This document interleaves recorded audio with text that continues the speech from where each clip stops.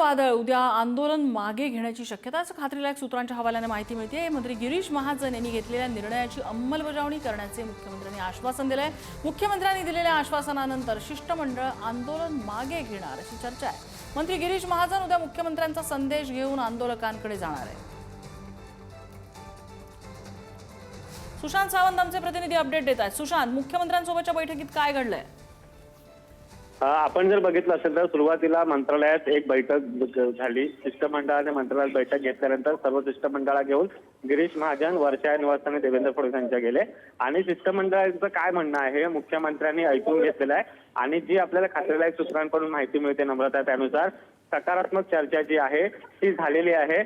शिष्टमंडळाच्या मागण्या ज्या आहेत त्या काहीशा प्रमाणात मान्य केलेल्या आहेत। आता अर्थात उद्या गिरीश महाजन जे बैठकीत चर्चा झाली त्याचा एक अहवाल जो आहे तो घेऊन आंदोलकांकडे जातील आणि त्यानंतर हे आंदोलन कुठेतरी मिटू शकतं अशी आपल्या खात्रीलायक सूत्रांनी माहिती दिलेली आहे। नम्रता, सुशांत, कोणकोणत्या मागण्या प्रामुख्याने समोर आलेल्या होत्या? कारण त्यांचं म्हणणं होतं की मागच्या मागण्या आमच्या मान्य झाल्या नाहीत, त्याच्यासाठी पुन्हा आंदोलन करतोय। प्रामुख्याने कोणकोणत्या गोष्टींबाबत चर्चा झाली आहे?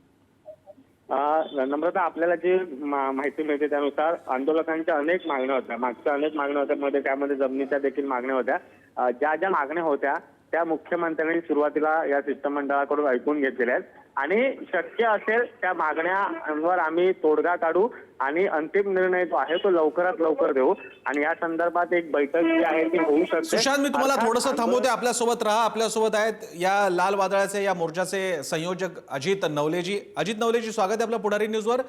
बातमी अशी येते की तुमच्या मागण्यांना सकारात्मक प्रतिसाद दिलाय आणि मोर्चा तुम्ही पुन्हा मागे नेण्याच्या तयारीत आहात।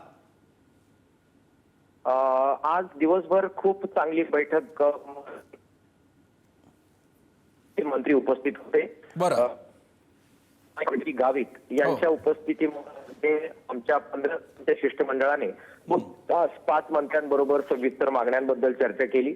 त्याच्यानंतर त्यामध्ये जे काही सहमती होती आणि काही आश्वासन आवश्यक होतं त्यामुळे वर्षा बंगल्यावर मुख्यमंत्र्यांच्या उपस्थितीमध्ये सुद्धा पुन्हा एकदा बैठक झाली आणि याच्यामध्ये आमच्या अनेक मागण्यांच्या बद्दल त्यांनी चांगले निर्णय घेतलेले आहेत। मात्र आमची जी किसान सभेची परंपरा आहे त्यानुसार आज बैठकीत काय झालं याच्याबद्दलची चर्चा आमच्या पदाधिकाऱ्यांमध्ये आज रात्री होईल। आमचे सर्व नेते आंदोलकांशी सुद्धा बोलतील। उद्या पुन्हा 1 किंवा 2 मंत्री आंदोलनस्थळी येतील आणि त्यानंतरच सर्वांशी चर्चा करून आम्ही आंदोलनाचं काय करायचं याबद्दलचा निर्णय करू। आमच्या मागण्या आम्ही सर्व आंदोलकांच्या समोर ठेवू आणि मग आंदोलकांचं काय म्हणणं आहे त्यांचं जर समाधान झालं असेल, आमच्या सर्व पदाधिकाऱ्यांचं समाधान झालं असेल तरच मोर्चा एक प्रकारे यशस्वी झाला असं आम्ही जाहीर करू। अन्यथा पुढे जर काही आंदोलन करायचं असेल तर त्याबद्दलही निर्णय केला जाईल। मात्र सर्वांना विश्वासात घेतल्याशिवाय निर्णय होणार नाही।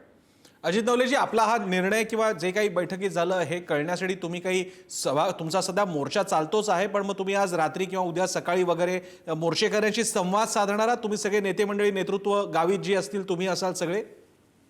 सर्वच लोक आज रात्रीच सर्व मोर्चेकऱ्यांशी आम्ही बोलू, पदाधिकाऱ्यांशी बोलू आणि उद्याही आमच्या काही लोकांशी चर्चा करून मग उद्या 11-12 वाजता याबाबतचा अंतिम निर्णय आम्ही करू। नवलेजी, धन्यवाद पुढारी न्यूजशी संवाद साधल्याबद्दल।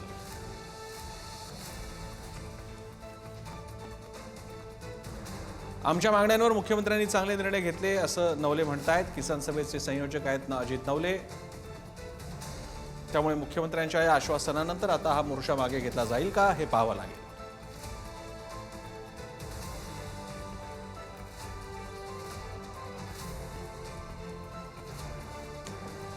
जमिनीच्या पट्ट्यावरची मालकी असेल, याशिवाय शेतमालाला किमान हमीभाव असेल आणि विशेषतः आदिवासींचे वनहक्क असे अनेक विषय घेऊन पालघर, नाशिक या परिसरातील आदिवासी बांधव, शेतकरी बांधव मोठ्या संख्येनं या मोर्चात सहभागी झाले आणि लाल बावट्याच्या सोबत ही मंडळी गेले काही दिवस मुंबईकडे कूच करतायत।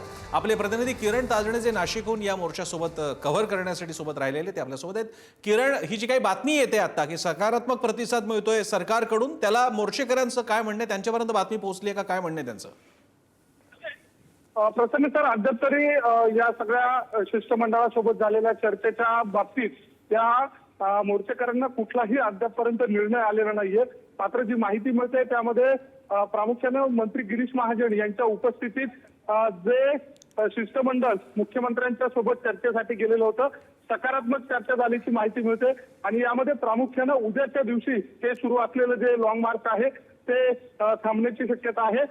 सकारात्मक चर्चा झालेली आहे अशा स्वरूपाची माहिती मिळते आणि महत्वाची बाब म्हणजे या सगळ्या दरम्यान आंदोलकांच्या ज्या मागण्या होत्या वनपट्ट्याच्या संदर्भात असेल किंवा आदिवासी विकास विभागाच्या संदर्भात असेल, शालेय विभागाच्या संदर्भात असेल, वनविभागाच्या संदर्भात असेल, सखोल चर्चा झालेली आहे आणि एक टाइम बाउंड या सगळ्या अंमलबजावणीचा साठीचा मुख्यमंत्र्यांच्या माध्यमातून शिष्टमंडळाकडे मागितला गेलेला आहे आणि त्याला काही अंशी प्रतिसाद दिल्याची माहिती मिळते. या सगळ्या दरम्यान स्थानिक पातळीवर नक्कीच. एक समिती गठीत केली जाणार असल्याची माहिती मिळते आणि त्या सगळ्या अनुषंगानं त्या आंदोलनाच्या बाबतीची आत्ताच्या घडीची ही महत्वाची बातमी म्हणता येईल. धन्यवाद किरण, तुम्ही दिलेल्या या सविस्तर माहितीसाठी.